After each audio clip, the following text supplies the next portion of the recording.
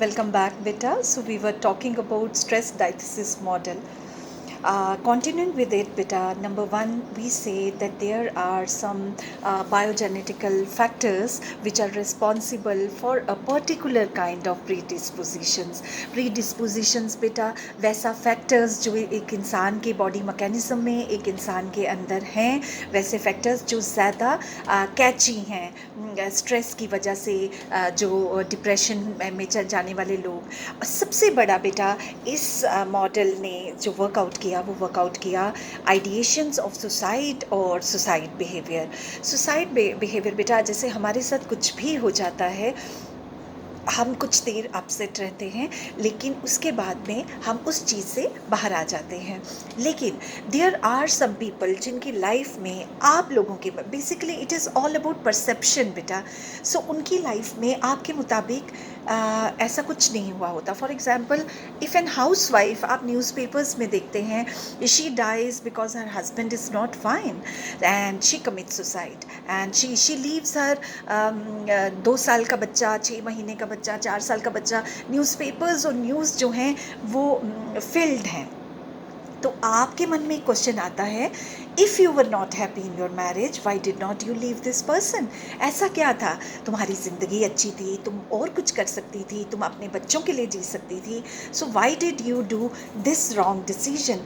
Y did you die and who will take care about your kids?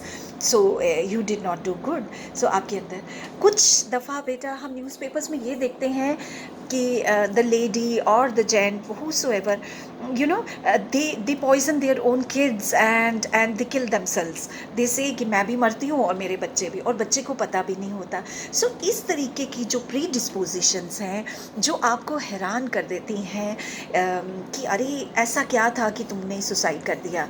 शादी बच्चों की बात क्या, कुछ लोग तो बेटा एग्जामिनेशन स्ट्रेस है उसको फेस नहीं कर पाएंगे, और कुछ भी लाइफ का छोटा है जो सिर्फ कुछ देर के लिए है, जो गुजर जाएगा। लेकिन people kill their self, they end their lives, and why? Because they go into depression. Even if they don't commit suicide, they are prone to suicidal ideations, they go to depression, उनको कुछ ना कुछ ऐसा psychiatric disorder हो जाता है, because we feel that they have the diathesis mechanism. Why? Because they are weaker. They perceive that जो situation उनकी लाइफ में आई है, कोई भी घटना उनकी लाइफ में आई है किसी भी किस्म की, दे परसीव कि ये नंबर 1 हटने वाली नहीं, there is no escape from this situation, वो बच ही नहीं सकता। नंबर 2 बेटा, वो परसीव करते हैं कि उनको दुनिया में कोई भी आके बचा भी नहीं सकता। Neither they can escape, neither somebody can come and rescue them, they can not move out. तो then there is a thought process inside the brain कि अगर मेरी ये सिचुएशन बदलेगी नहीं, अगर मुझे कोई बचाएगा ही नहीं और पूरी ज़िंदगी मैं इसी सिचुएशन में लूँगा या रहूँगी, तो इसका मतलब ये है कि इससे अच्छा है I decide that I commit suicide. So such kind of negative thoughts का कॉम्बिनेशन कैसे बनता है? Number 1 we talk genetical mechanism, something wrong combination of chromosomes, you know, kind of, or an extra chromosome sometimes, you know, XX or XY or Y something. There is something, you know, one chromosome missing and something, some extra double X and Y. So these kind of and so much, will not go into the detail of that genetic mechanism. That's why in heredity beta we feel कि इसकी mother ने भी suicide किया, इसके फलाना ने भी किया। This is genetically they are depressed people we talk about. So number 1 we clear genetically. लेकिन धीरे धीरे बेटा सिर्फ जेनेटिक्स पे रीज़न नहीं रखा, बाद में कॉग्निशन को डाला गया कि कॉग्निटिव मैकेनिज्म, इसका थिंकिंग प्रोसेस ही नेगेटिव था। Cognition, mind, thinking, neurons, neurotransmitters. So cognition को डालने के बाद में उन्होंने कहा ये जो 2 कॉम्बिनेशन हैं ये इंसान को परसीव करवाते हैं। और थर्ड एग्जाम्पल दिया बेटा सोशल प्रीडिस्पोजिशन। सोशल प्रीडिस्पोजिशन कि ये सोसाइटी इसको प्रिक करती है और इसके पास कोई चारा ऐसा नहीं है। Society is telling that you did this bad behaviour, so you have no rights to live, and society society उसको रहने नहीं देती. सो ये लोग जो हैं सोसाइटी के नॉर्म्स को समझ नहीं पा रहे हैं. So what we called genetic mechanism for diathesis, we called cognitive mechanism for diathesis, and then we said कि society or the environment and they don't want to live into the fear psychosis kind of a behavior. I'll give you an example.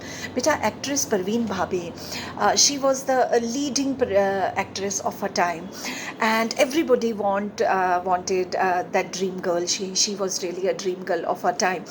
So that time, beta, nobody was knowing that she has a genetical predisposition, it means the proneness towards a disease called schizophrenia. और schizophrenia बहुत खतरनाक बीमारी है बेटा.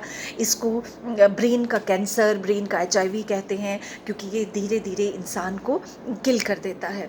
तो actress Parveen भाभी जो थी, she was a well actress. उसके अंदर रॉ मटेरियल था स्किज़ोफ्रेनिया का, डिप्रेशन का, ओवर सेंसिटिविटी का. Her mother was also schizophrenic, but she was not at all knowing that the material was inside. Now her life was going, it was a beautiful life and she was getting, तो वो अंदर का जो है वो dormant volcano की तरह अंदर ही उसका मैकेनिज्म रह गया.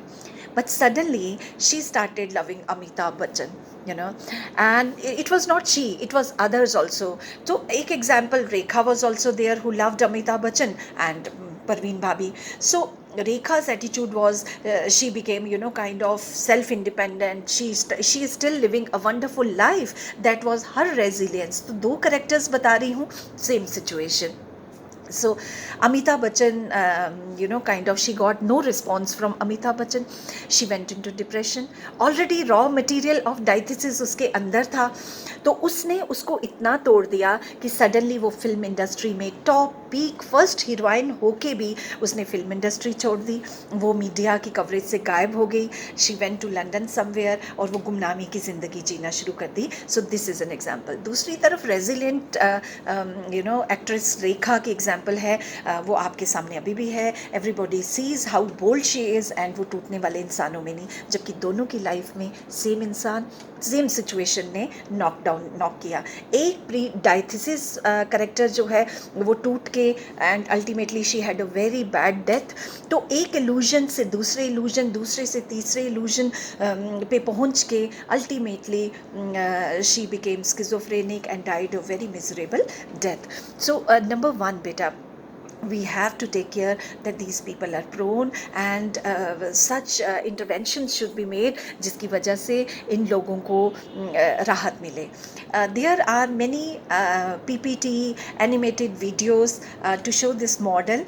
I hope you will type in Google or go to YouTube and see this model's mechanism, like how people are walking in their life and suddenly a stress comes. So 4-5 लोग चल रहे हैं और 4-5 थोड़ी देर रुकते हैं, थोड़ा उनको दुख होता है स्ट्रेस की वजह से, लेकिन वो स्ट्रेस को पीछे करके आगे निकल जाते हैं. लेकिन इन्हीं 4-5 में से अगर एक कोई डायथेटिक ह्यूमन है जिसके पास, तो उसकी ज़िंदगी वहीं रुक जाती है, उसको नींद आना बंद हो जाती है, सुसाइड के आइडिएशंस आना शुरू हो जाते हैं और उसको चारों तरफ अंधेरा दिखना शुरू हो जाता है. वाई? बिकॉज स्ट्रेस लेवल जो है वो इतना हावी हो जाता है कि उसको बचने का कोई रास्ता ही नज़र नहीं आता. So this was all about stress and diathesis model, and one has to work, one has to see कि कुछ फैक्टर्स हमारे अंदर अंदरूनी फैक्टर्स हैं कुछ बेटा, और कुछ बाहरी माहौल वैसा बन जाता है जो कि ये गिर जाते हैं. सर्वाइवल ऑफ फिटेस्ट के बाद they are not fit to survive, they think themselves, and उसके बाद उनका पढ़ाई सब चीज़ें वो छोड़ देते हैं because they have trauma, they perceive trauma, and because of trauma they have post traumatic stress disorder, which is the gateway to many mental disorders which ruin their life. So I hope you have understood the stress model with stress diathesis model. Thank you so much, Vita.